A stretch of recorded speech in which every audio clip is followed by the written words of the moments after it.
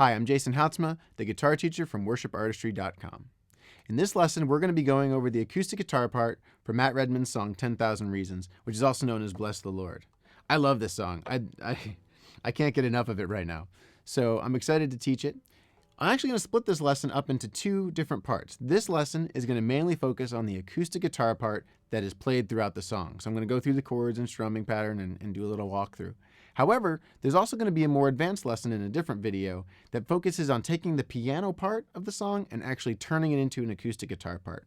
So if you don't have a piano player in your band, you can kind of take over that, put a little bit more of the hook of the song into your guitar playing.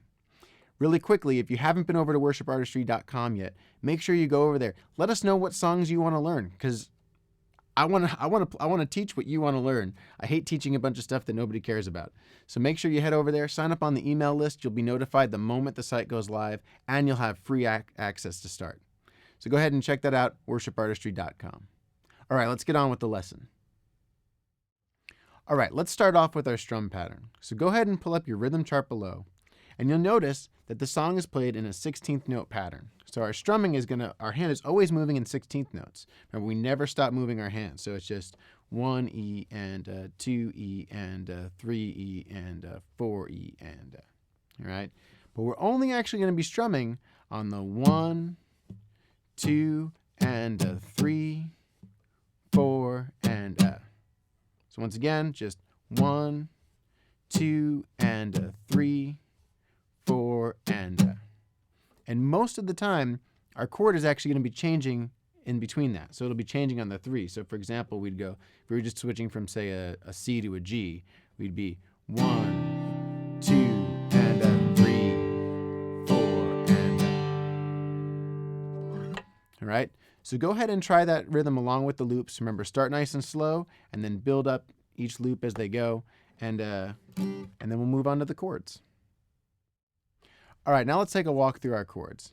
Now this song is really simple for the simple fact that your ring and pinky are pretty much going to stay planted on your B and your E string pretty much the entire time. You're going to make a couple little movements, but for the most part, those guys stay planted. So those will be like an anchor. And we're just going to start with the G chord. So remember, put your pinky on that 3rd fret of your E and your ring finger on the 3rd fret of your B. And then we're going to bring our pointer finger will be on the 2nd fret of our A, and our middle finger will be on the 3rd fret of our E. And we're going to play each string on that one. All right, that's going to be your G chord. Now you're going to do a variation on the G, which is called a G suspended, or you'll notice on the chord chart it's a G sus. Possibly the holiest chord. So you've got your G chord there. You're going to take your pointer finger is going to drop back to your 1st fret of your B string, and you'll lift up your ring finger. Meanwhile, your middle finger is going to mute your A string so that we don't hear that, okay? And that's just kind of a passing chord. You'll hear that at the end of some sections. We'll just kind of alternate back and forth on that. Our next chord is going to be our C2, which looks just like our G chord, okay? But it's just going to take our middle and our pointer finger and scoot it over. So our ring and pinky stay. Our middle finger is now on the 3rd fret of the A string, and our pointer finger on the 2nd fret of the D. And our middle finger is also going to do the job of muting our low E string, because we definitely don't want to hear that. All right, so remember, mute that low E string. Our next chord is going to be a D. Now this song alternates a lot between a D and a D suspended. All right, so I'm going to look at the D suspended first, actually, because we leave our ring and pinky in the same spot. And all we need to do is bring our pointer finger over to our 2nd fret of our G, and we are going to put our middle finger on the 2nd fret of the E string, the high E, even though we don't hear that note because our pinky is in the way right now. Because usually whenever you're playing a D chord, you're usually alternating. If you start out with a D suspended, you're going to alternate to that D fairly regularly. So rather than just getting caught doing this, might as well bring your middle finger over too and just get used to playing that chord. So that's going to be our D suspended, and then to make a D chord, we just lift up our pinky and we play the 2nd fret of the high E. Now it should be noted that my thumb is going to come over the top here and mute that low E string, okay? It's okay if that A rings. It's not the root note of our chord, but it's okay if it rings just because it's in the chord. Next, let's take a look at an E minor 7. So our ring and pinky go back to our anchor position. So once again, ring finger on the 3rd fret of the B with our pinky on the high E, also on the 3rd fret. And then you can bring your pointer finger is going to cover the 2nd fret of your A, middle finger covering the 2nd fret of the D string. And we want every string to ring on this one. So that's going to be your E minor 7. And then finally, we're going to look at our D over F sharp. And I'm actually going to do a D suspended first, once again, just because, like I said, we're going to vary quite a bit. So our ring and pinky still hang out there. Our middle finger is going to go on the 2nd fret of our G. And our pointer finger is going to go on the 2nd fret of our E string, muting our A. So it just gives us that different bass note. Remember to mute that A string. And everything else should ring.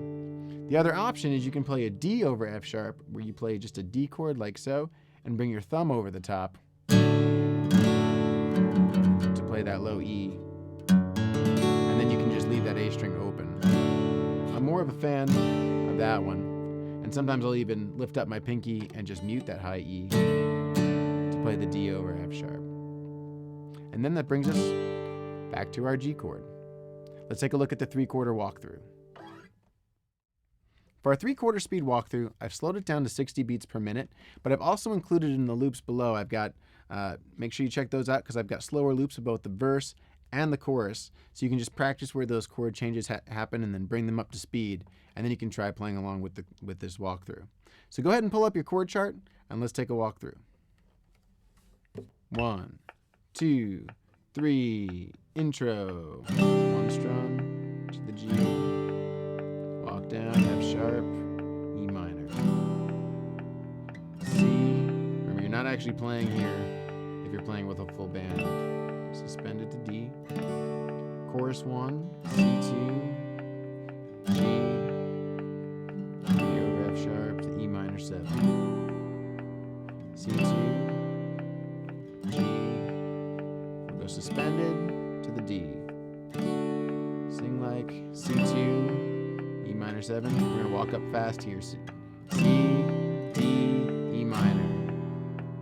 C2, D. And you're just going to fill that space a little bit. C, back to G. Now we're going to start building a little verse.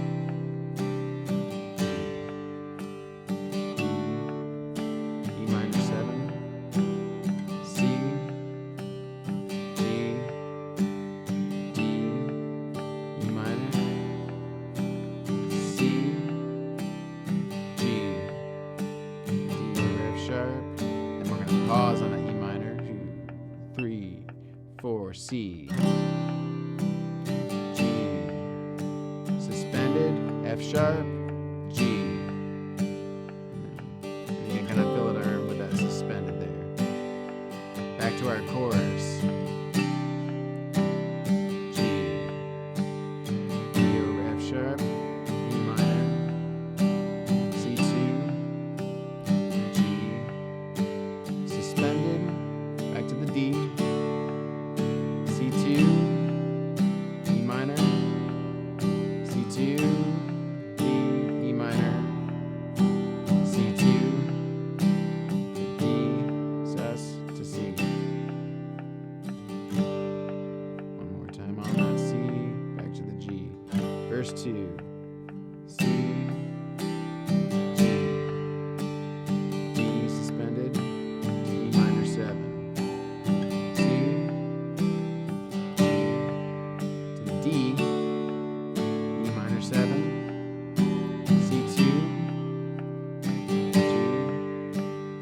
F sharp, E minor 7, pause, 3, 4, C2, G, suspended, F sharp, G. You're gonna fill that with the suspended back to G. Chords. C2, F sharp, G,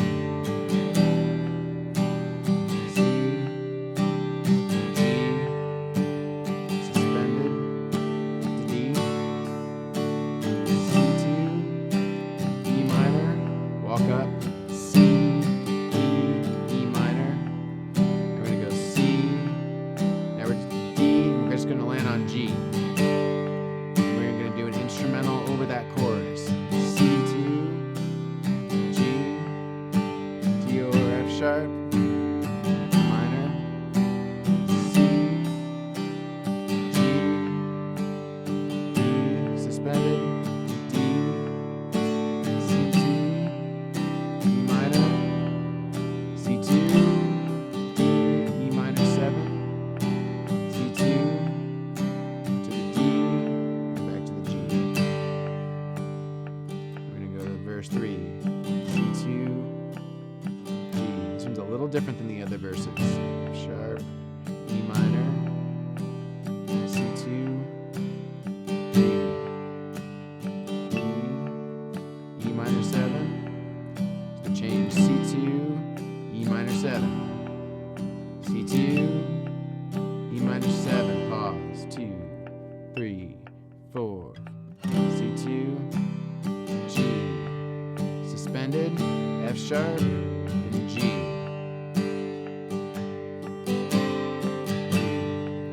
Chorus 2, C2, G, D over F sharp, E minor 7, C, G, suspended, D, C2, E minor, walk up, D, E minor, C2, D, G. And basically repeat that chorus. C2, G, D over F sharp, E minor 7, C, D, E suspended, to D, C2, E minor, C2, D, E minor. And we're going to tag this a little bit. C2, D, hit land on E minor, C2, D, E minor 7 again, C2, and we're going to go to D and then go back to our intro. And the piano takes over here. We'll just still one strum through it. To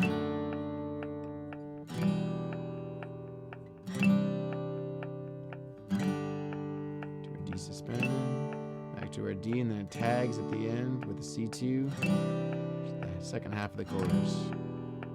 C, D, E minor, C, D, E minor 7, C,